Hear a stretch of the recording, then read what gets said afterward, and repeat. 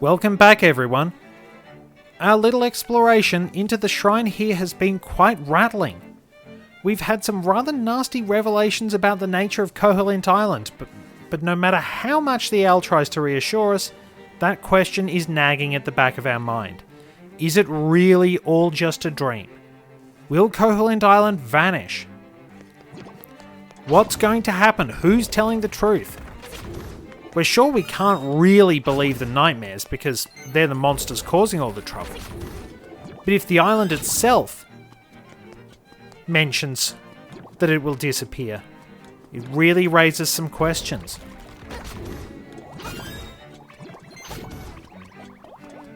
Anyway, our objective for today is heading to the other shrine in this area.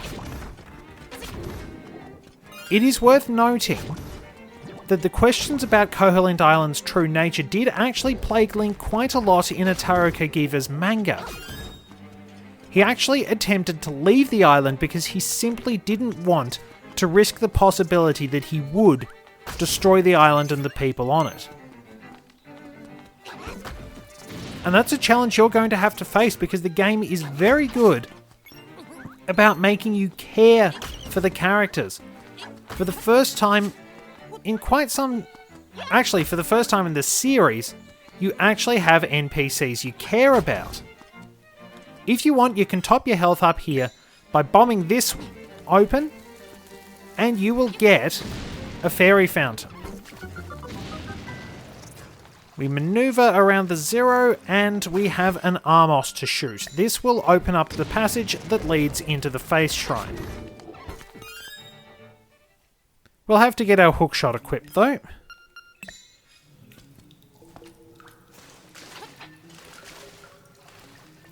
Swim across, press the wrong button, and hookshot across. There we go.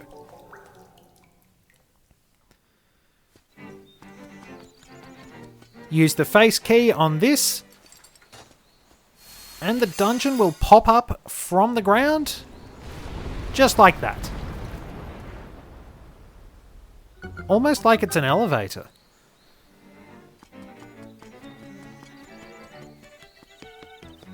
Anyway, we head on in and let's listen to the music.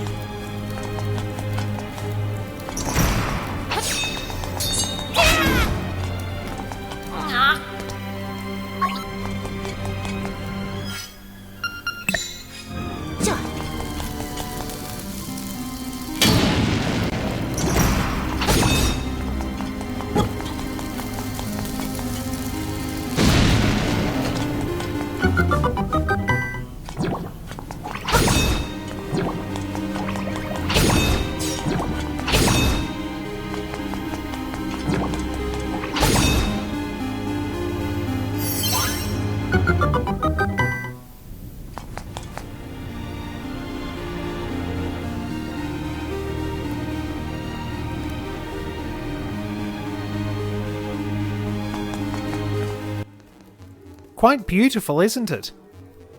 It has a very melancholy feel.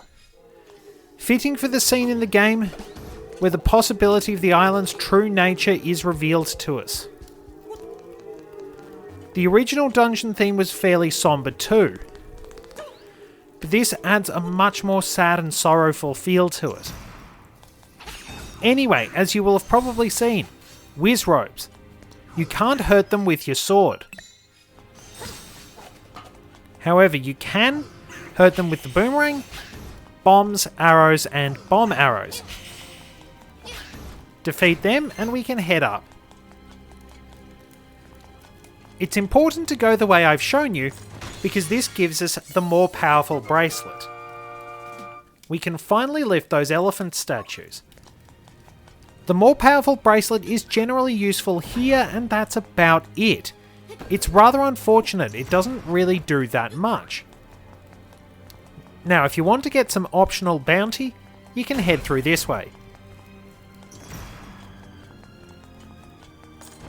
Also worth noting, as you've seen, elephant statues work like pots for breaking those specific doors. 100 rupees, and down here...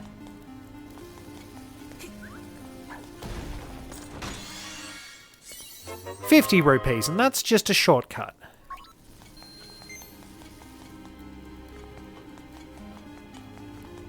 Anyway, we have a little more navigation to do. We have to hit this.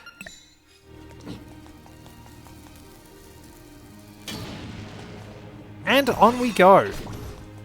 There's a switch under the pot just in the corner here. Break these for supplies. And Wizrobes will plague us again. I'm doing this purely for catharsis. But a good bomb arrow is really handy for taking out enemies.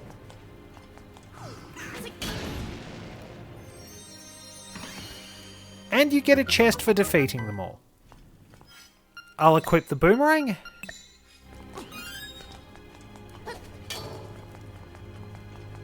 And for killing them, we get the map. So, have a quick look, and it looks vaguely like a sort of face. A face with horns, admittedly. Now, you will need to have those orange platforms down. We can't proceed here just yet, but we can acquire the stone beak.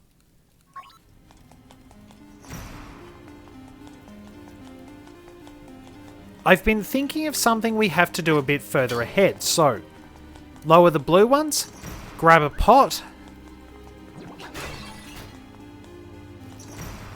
and move off to the side here, but hit the switch too.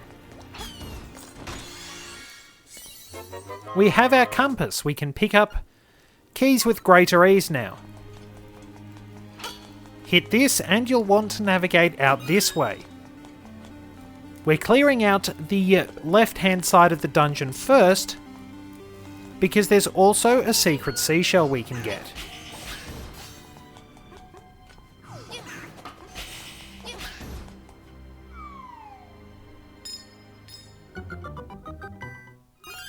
There we go. There's our first key.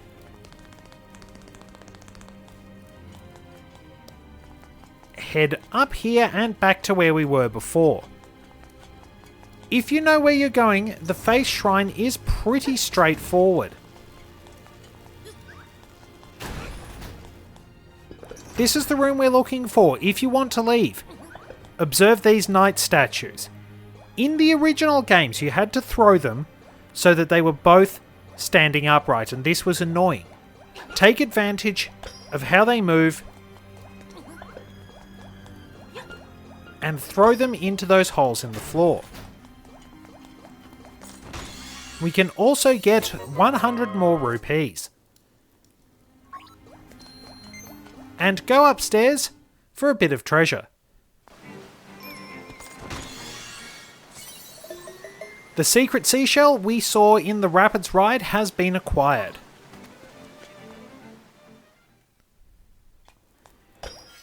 And if we check the map, you'll note we have done pretty much all we can on this side.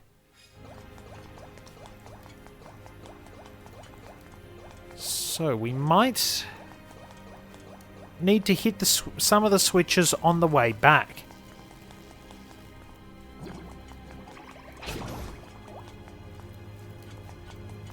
So you'll have to hit this one in order to leave this room, but hit it again. Boomerang was hanging... Boomerang just stayed out a bit too far there. Anyway, the best way to hit this is with a bomb.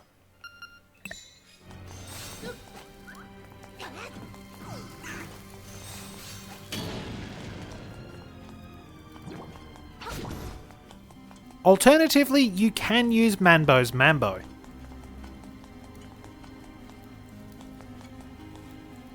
But we'll equip our boomerang again.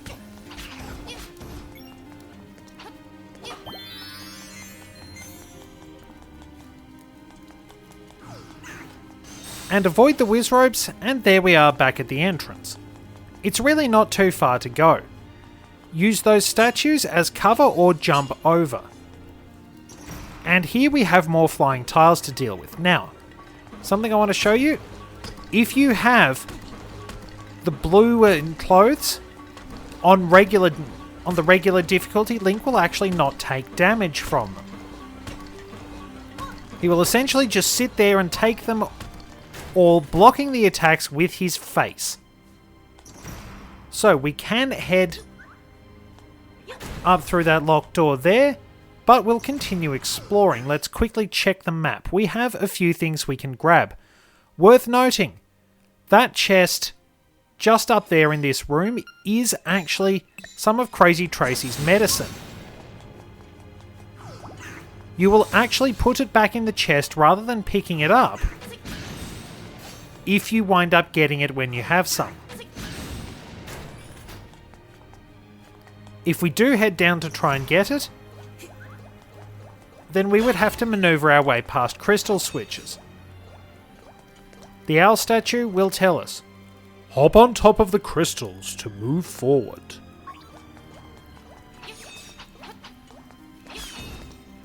Defeat the enemies to head out. We don't need to worry about things just yet. I'm used to having the Roc's Feather on X, so do forgive me.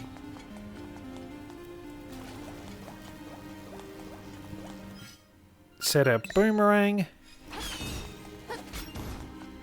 Clear out any obstacles in our way. And is there a chest we can get down here? Yes, there is. We do have to go this way. You will access this a little later on. And it's a key, so it's a good thing we came after this. You'll also notice there's one up there.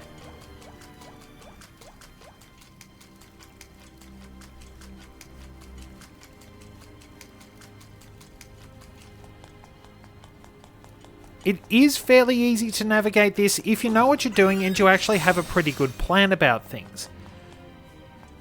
If you just wander through, it can be a little bit deceptive at times, but eventually you will find your way through. It's a trickier and more complex dungeon to a degree, keeping in line with the nature of the game changing. So we bomb this open and we're going to face our mini-boss for the dungeon, Rover.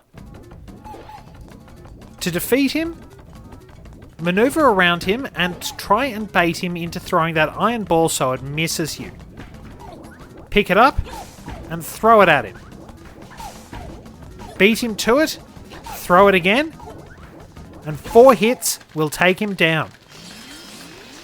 In some games, the Oracle games, I believe he's referred to as Smasher. So there's our mini-boss warp.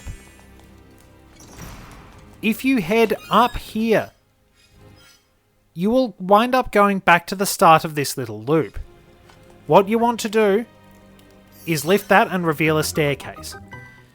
Now, I've managed to flub things a few times trying to record this, so please do forgive me if my commentary's a little bit off. Well, I got the other one.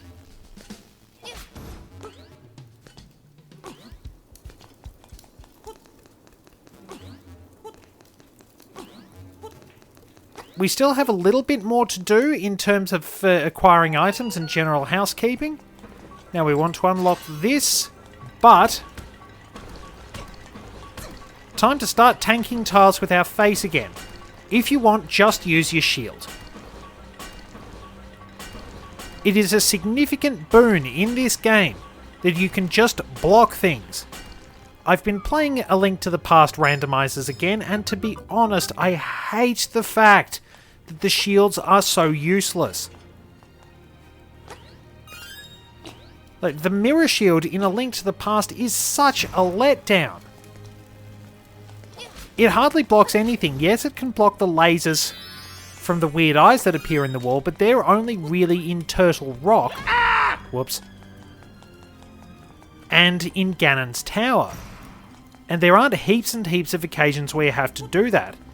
It'll block fireballs and arrows, but it doesn't block other attacks like Beamos's lasers, and that's very frustrating.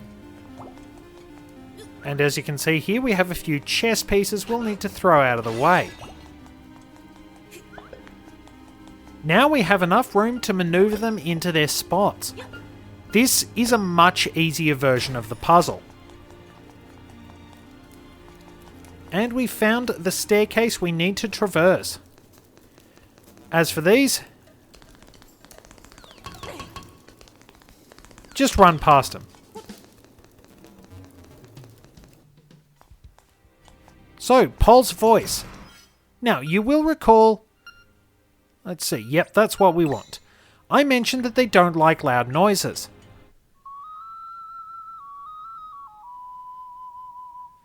That was all the way back in Bottle Grotto, but you're pretty sharp. Anyway, we still have a couple of things we can retrieve here. If you want to head up this way first, keep our boomerang on hand to deal with the sparks.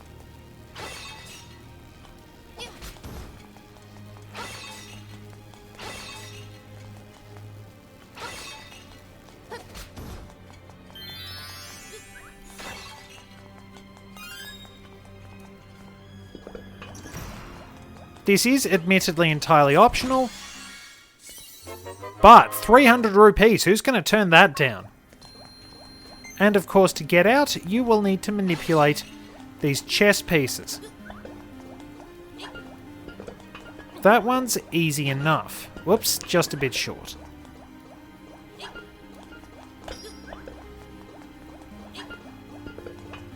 This one, on the other hand, is going to be a bit tougher. Oh, do I have to step back a little bit? I nearly got it. There we go.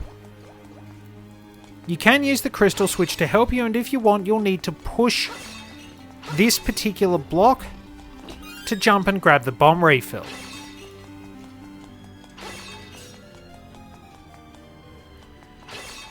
But as I've been trying to mention, you will note that the game is gradually going to take a more somber turn. The nightmares get a bit more desperate. There are more complex dungeons, and the music is very serious too.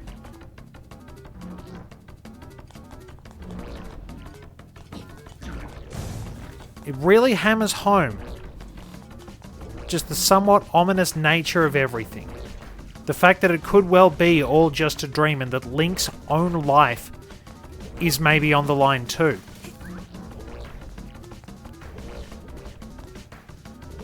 Because look at it this way. If it does so happen that Koholint Island is just a dream, and Link decides not to defeat the nightmares, he stays and helps out as needed, he's going to die on Koholint Island. He's never going to be able to leave. If Ganon comes back... Okay, I can't shield myself from explosions. But if Ganon comes back, well, that's it for Hyrule. But at the same time, if he does go ahead and defeat the nightmares, he's dooming people he's come to know, because they're not just fragments of imagination, they really are people.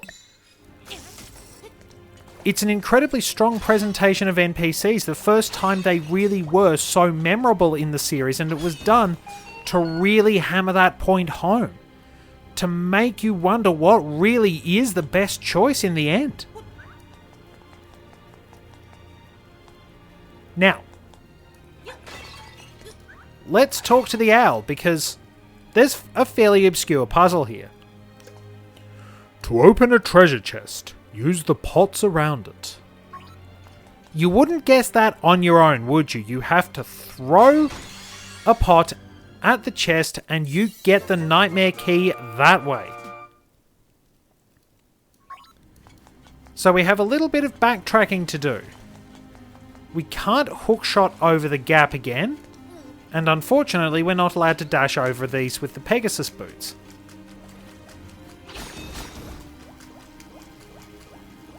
Will that come down the stairs? No, it will not.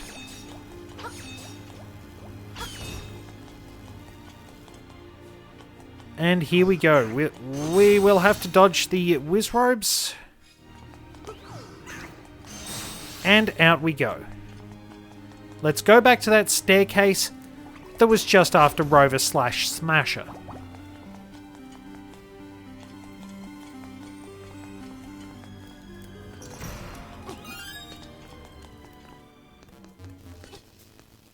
Now, we all know that the Zelda series is definitely capable of being quite dark and serious when it needs to be. You just have a look at some of the stuff that happened all throughout Majora's Mask, really, but this had probably one of the more serious existential questions in the series before Majora's Mask came along. We don't need to worry about the tiles now. We can just head down this way and watch out for that vacuum mouth. However, we can jump over to it and cut it and somehow get a piece of power. You just have to defeat the Zols to open the door. Also, here we have a Wizrobe there and a Beamos in the corner. You'll have to avoid the Beamos' lasers. They're fairly accurate with them. But we've reached our boss battle, and it is worth noting. That piece of power is not going to help us. What we need are the bombs. Do we actually get anything for lighting those remaining torches, I wonder? No, it just illuminates the room. Well, we have a fairly somber duty to perform. The needs of the many, the lands outside Koholint, our homeland of Hyrule, may well be greater than those of the people of Koholint Island. It's time to press forward. And we're greeted by a giant face in the floor. Hey, dummy, need a hint? My weak point is... Oh, there I go, talking too much again. Facade is a pathetically easy boss. Now, he's improved a bit, but not much. His first attack is throwing all those tiles at you. Simple trick, block them with your sword. Try and get rid of the pots because they did hurt a little bit more. But then again, we're not going to take too much damage.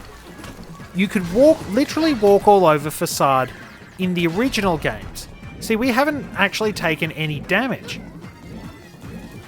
Facade is much better at putting out those holes in the floor. He will actually move around, and he causes collision damage this time. He didn't in the original games. He stayed in the middle of the arena and was fairly easy to defeat. You just had to put bombs on his face. When he starts spitting out two holes at once, he's nearly dead. Okay, listen up. If the windfish wakes up, everything on the island will be gone forever. And I do mean everything.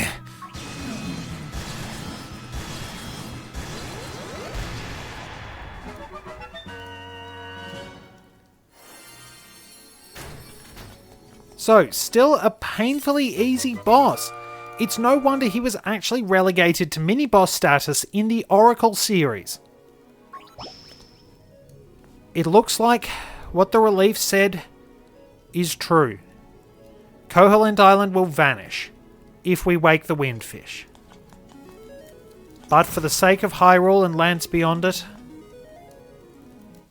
we do have to wake up from the dream eventually.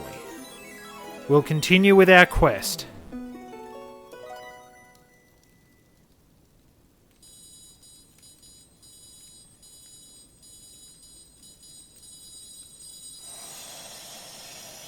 For some reason, the coral triangle sounds a little bit like Morse code. It's usually the one that winds up getting a bit of ribbing in a lot of orchestras. I mean, they're not necessarily the most spectacular looking instrument, are they? I mean, they're probably up there with recorders in terms of reputation, but they can produce some pretty beautiful melodies along the way. I mean, most of you will probably give recorders a bad reputation. Oh, hello, we've got some exposition. The many monsters of this island fear that the windfish is about to awaken. The monster's power is real. They may conquer the island and destroy their foes. That day may come soon. Now go to the mountain tower. Fly like a bird. As I was saying, recorders probably have a bad reputation because, well, kids playing them in primary school and kind of wrecking things pretty much. But we're a step closer to making the music we need to wake up the windfish. I'm probably tailing off a little bit in commentary because I'm a bit frazzled with how things have gone before this. Fortunately, we've cleared out the face shrine, and we have a little bit of housekeeping, let's call it, to do before the next dungeon. I will see you back at the entrance to the mysterious woods. Thank you very much for joining me, and let's continue our quest through Koholint Island together.